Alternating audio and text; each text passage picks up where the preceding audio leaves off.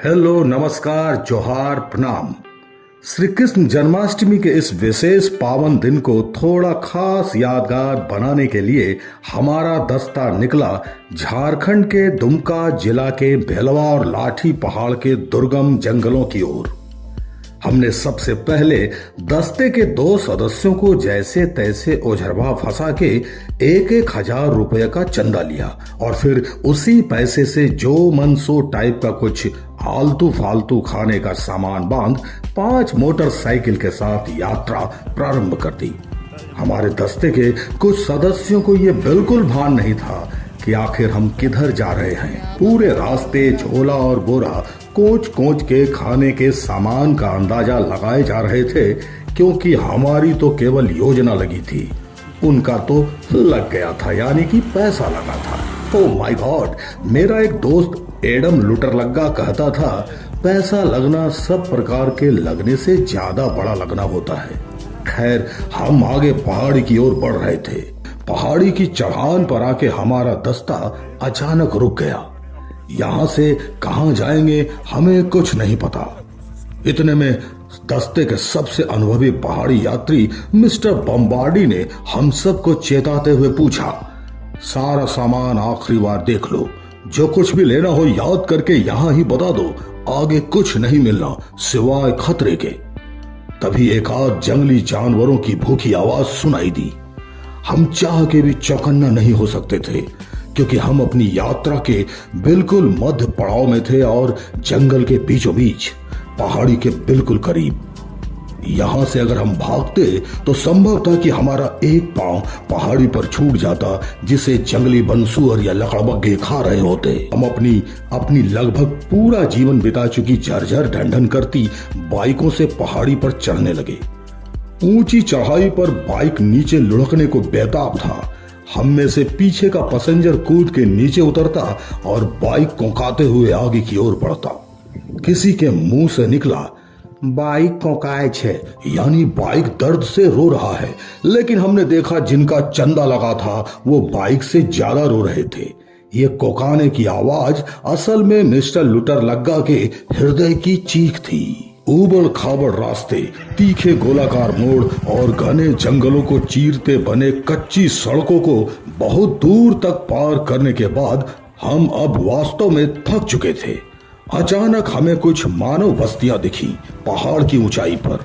हमने अब राहत की सांस ली कि अब हमें जानवर नहीं खाएंगे, जो भी होगा वो मानव और मानव के बीच ही होगा। हमने अपनी बाइक रोक दी।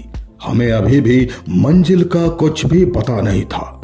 इतने में दस्ते का सबसे कैया और काली जीप का स्वामी सदस्य मिस्टर लुटर लग्गा के मुंह से निकला, अरे सबके बाइक में तेल है ना रे।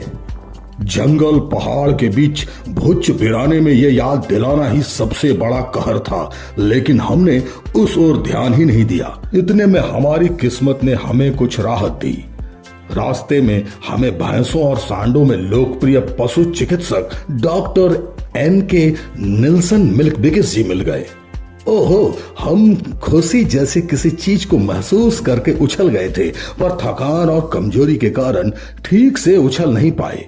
डॉक्टर निल्सन मिल्क बिगिस ने हमें देखते ही अपनी बाइक रोकी और हमारी टूटती हिम्मत और घेरती निराशा को देखते हुए एक आशा की सुई निकाली। उन्होंने छटाक से मुल्क के लिए कुछ करने का मौका न गंवाते हुए भैंसों को मतवाला करके चंचल और फुर्तीला बना देने वाला इंजेक्शन निकाल के दस्तों के सदस्यों में भोंकना शुरू कर दिया। जादू हुआ और हम पुनः ऊर्जा से भर गए थे। हमें भैंस की ऊर्जा भर गई थी। काफी देर हो चुकी थी। हम चिंतित हो रहे थे। हमारे साथी अभी तक वापस नहीं आए थे। हमें डर सता रहा था कि कहीं कोई हादसा न हो गया हो। इतने में हमारे दस्ते के मिस्टर लुटर लग्गा ने एक ऐसी बात कही जिससे हमारे पांव कांप गए। उसने हमसे कहा कि अगर हमारे साथियों को शेर या चीते ने खाया होगा तो ये गौरव की बात है, लेकिन अगर उन्हें जंगली सुअरों ने अपना शिकार बना लिया होगा तो ये हमारे लिए बहुत शर्म की बात होगी। अभी हम लोग ये सोचकर टहल ही रहे थे कि अचानक हमारे दोनों साथी हमें वापस आते हुए दिखाई दिए। हम बड़े प्रसन्न हुए। हमने अभी तक एक भी साथी नहीं खोया था। डॉक्टर मिल्क बिगिस ने अपनी गुप्त फुर्ती का राज हमारे बदन में बहा दिया था। हमने उन्हें भी काम धाम छुड़वाकर अपने दस्ते में शामिल कर लिया था। बेगारी दुनिया का सबसे बड़ा आकर्षक संगठन होता है। उसके आकर्षण से कोई कामकाजी आदमी भी नहीं बच सकता। बस आप उन्हें ठीक से बेगारी के लाभ बता पाएं, उसका मजा बता पाएं और उनको कन्विंस कर लें। डॉक्टरी छोड़ के अब हमारे साथ बउआने के लिए तैयार थे। बेरोजगारों का आवारा कारवां अब और थोड़ा बड़ा हो गया था। यहां से अब भूख बर्दाश्त से बाहर हो रही थी। हम जिन साथियों के भरोसे आए थे उन्हें कुछ पता नहीं था कि रुकना कहाँ है। खाली एक के झोंक, चला लाठी पहाड़, चला लाठी पहाड़। हम बेगार थे और दिशाहीन भी, लक्ष्य विहीन भी। बेगारी की यही खूबसूरती होती है। हम एक जगह रुके, लेकिन वहां की गंदगी देख के मन भिन भिना गया था। मानव चाहे जहां भी रहे, वहां अगर गंदगी ना हो तो समझिए वहां से मानव साफ हो चुका है और पर्यावरण स्वच्छ। अभी सामने रास्ता खत्म हो गया। अब आगे बढ़ना मुश्किल था। हम झटपट बाइक खड़ी करके सामान लेकर पैदल कुछ कदम बढ़े ही थे कि हमारी बाछें खिल गई। सामने भूतल से 1765 फीट की ऊंचाई पर पहाड़ की गोद में एक समतल मैदान दिखा। हमने अपनी दरी चादर यहीं डाल दी। हमने पहली बार दस्ते के एक एक सदस्यों के ठीक थोथने के नीचे ठुड्डी के पास बाछों को खिलता देखा। सबको लगा कि अब कुछ खाने को मिलेगा। तभी एक जंगली कुत्ता वहां पे आ धमका। उसकी सीधी पूंछ देख हम हैरत में थे। वो कुत्ता हमें देख सोच रहा था। कुत्ते की पूंछ सीधी हो गई, लेकिन मानव पता नहीं कब सीधा होगा। अभी सब वहीं खड़े थे कि हमारे दस्ते के सबसे बुजुर्ग सदस्य एडम किटकैट धीमी कदमों से किनारे होकर पहाड़ के दूसरी ओर जंगल की तरफ जाने लगे। उन्हें उधर जाता देख डॉक्टर निल्सन मिल्कबिगिस भी दबे कदमों से उनके पीछे लगे। उनके पीछे ये लंगरकट्टा कुत्ता लग गया। थोड़ी ही देर के बाद उधर से कूदते दौड़ते माथा पीटते आते हुए डॉक्टर मिल्कबिगिस ने जो बताया वो यहां बताने लायक नहीं है। उन्होंने जो देखा वो मूर्छित होते होते बचे थे। उन्होंने माथा पीटते हुए हमें पूरा दृश्य बताया। माफ करिएगा, हम उसे यहां साझा नहीं कर सकते। थोड़ी ही देर के बाद हाथ में सूखी झाड़ लिए एडम किटकैट भी वापस आ गए थे। उनकी चाल में झिझक और चेहरे पर लजावना लालपन साफ दिख रहा था। अब वहीं हमें नजदीक के गांव का एक स्थानीय नागरिक बास्को डिगामा मिल गया था। बास्को डिगामा नजदीक के बास्को गांव का था और वह दिन भर पत्थर की मुंडेर पर बैठ के मोबाइल टावर की खोज किया करता था जंगल में। इतने में हमारे दस्ते के भूखे सदस्यों ने खाने का झोला खोल डाला। उससे जो निकला उसे देखकर चंदा देने वाले दोनों सदस्यों के हृदय से हूक निकल आई।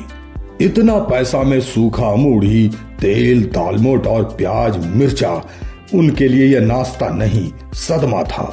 तो नाश्ता तैयार हुआ। हम भूख से और वो दोनों दुख और हूक से पत्ते पर टूट पड़े। जो भी खाने को मिल रहा था वो ही बहुत था उस वीराने सुदूर जंगल में। समीप खड़ा कुत्ता हमारे खाने की गति देखकर किनारे हट गया था। उसे समझ आ गया था कि ये साले कुत्ते के लिए भी एक दाना नहीं छोड़ने वाले। इतने में एक सदस्य ने चौंकाते हुए मिठाई का डब्बा खोला। उसे खा के हम सबको कुछ शांति मिली। फिर थोड़ी देर बाद ब्रेड और बटर से तैयार केले का सैंडविच खाने के बाद मन थोड़ा और स्थिर हुआ। अब असली बारी थी उस व्यंजन की जिसका लालच देकर चंदा वसूला गया था। दस्ते के रसोई मुखिया रदरफोर्ड रेडबुल ने तैयारी शुरू की। पहली चुनौती थी कि मशरूम के टीन के डब्बे को कैसे खोला जाए। एक सदस्य ने पाषाण कालीन युग को याद करके पत्थर से टीन काटने की कोशिश की।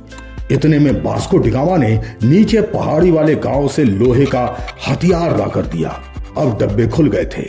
रसोई प्रमुख रदरफोर्ड ने शिमला मिर्च, प्याज और आलू काटा।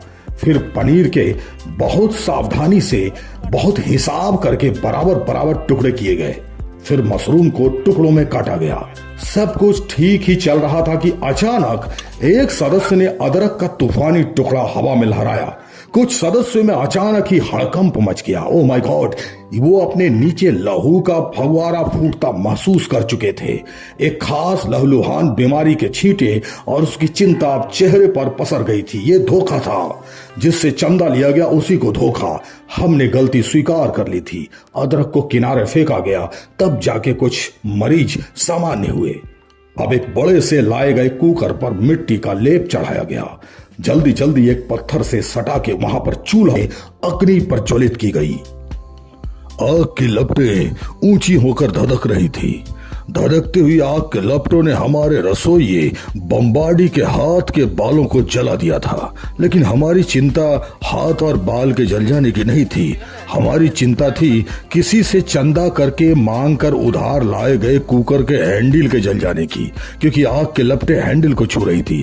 अगर हैंडल प्लास्टिक का होने के कारण जल जाता तो शायद पहाड़ से उतरने के बाद कुकर के मालिक द्वारा हमें कुल्हाड़ियों से भी मारा जा सकता था। इसलिए हमने इसका उपाय सोचा। हरे हरे कच्चे सखुए के पत्ते को हमने हैंडल में बांध दिया। अब आग की लपटों से हमने हैंडल को अपने इस सुरक्षित उपाय से बचा लिया था। कुकर में तेल बटर डाल के बेसन को भूना गया।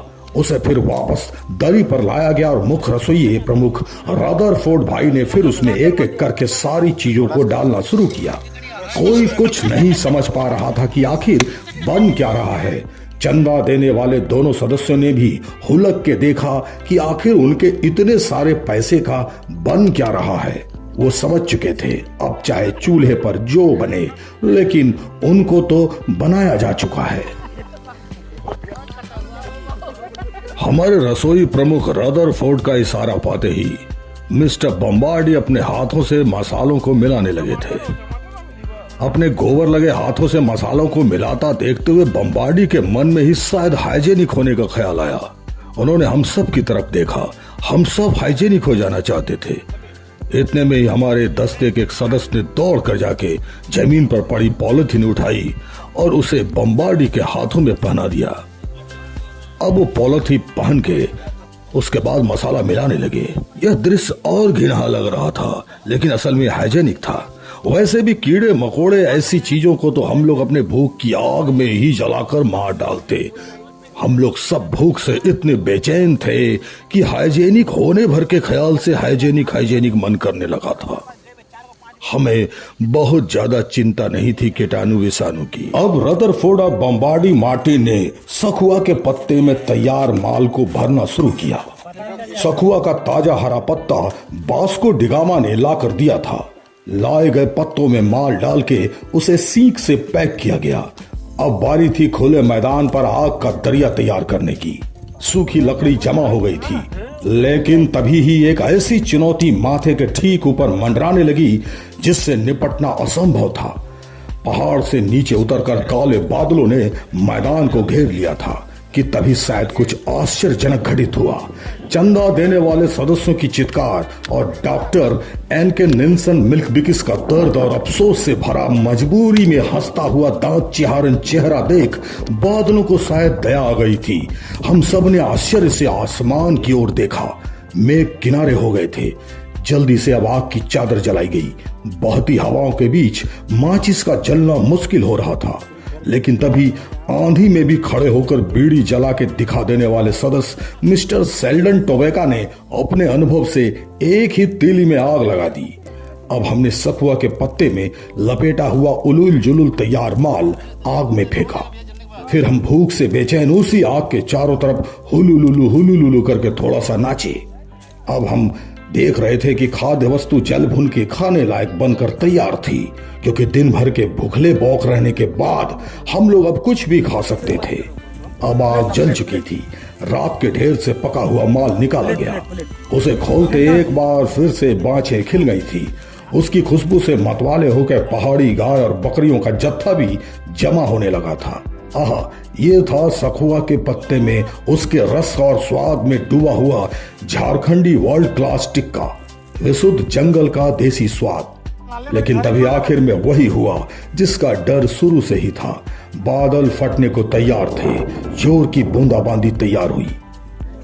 हमने जल्दी जल्दी सामान समेटा और कुछ सदस्य पैदल कुछ बाइक लेके तेजी से वहां से निकले। थोड़ा नीचे आते ही हमें दिखा एक सुंदर सा कच्ची मिट्टी का घर। अब हमने दरी चादर यहां बिछा दिया था। इतनी उठापटक के बीच डॉक्टर मिल्क बिकिस का चेहरा टिक्के से भी ज्यादा भुन चुका था। उनके कम से कम दर्जन मरीजों के मालिकों के कॉल आ चुके थे और उन्हें अभी तक की मस्ती के फेर में करीब करीब 2000 का नुकसान हो चुका था। उधर से क्लाइंट के खराब बोल के फोन काटने की बात, वो तो अलग ही उपहार था। फिर भी डॉक्टर साहब ने संयम रखा, नीचे दरी पर बैठ के टिक्के का आनंद लिया और अब हम सबको अपने हिसाब से लौट आने की दुआ देकर खुद रॉकेट की रफ्तार से निकले। उन्होंने करीब आगे 20 किलोमीटर तक पीछे मुड़कर नहीं देखा था। इधर अब वर्षा बढ़ने लगी थी और शाम घिरने लगी थी। अंधेरा चादर बिछाने लगा था। हमारा दस्ता टेढ़े मेढ़े धर के रास्ता वापसी पर था। घने जंगलों में डर और ज्यादा बढ़ गया था। हम अगल बगल देखते जा रहे थे और हम सुकून में थे कि अभी तक कहीं भी हमें डॉक्टर साहब नहीं मिले थे किनारे। जंगली जानवरों की दूर से आवाज आने लगी थी। मोटरसाइकिल की रफ्तार बढ़ने लगी थी। अब घर से भी लगातार कॉल आ रहे थे। बेरोजगारों को भी घर होता है, बेगार की भी कोई कहीं तो चिंता करता ही है। हमारे दिमाग में अभी बस एक ही गाना बज रहा था, लात खाएंगे घर पर लात खाएंगे, सब कुछ खाने के बाद लात खाएंगे, दिन भर घर में जो बना दाल भात चना, दिन का बचा खाना अब रात खाएंगे, हाँ जी लात खाएंगे घर पर भात खाएंगे।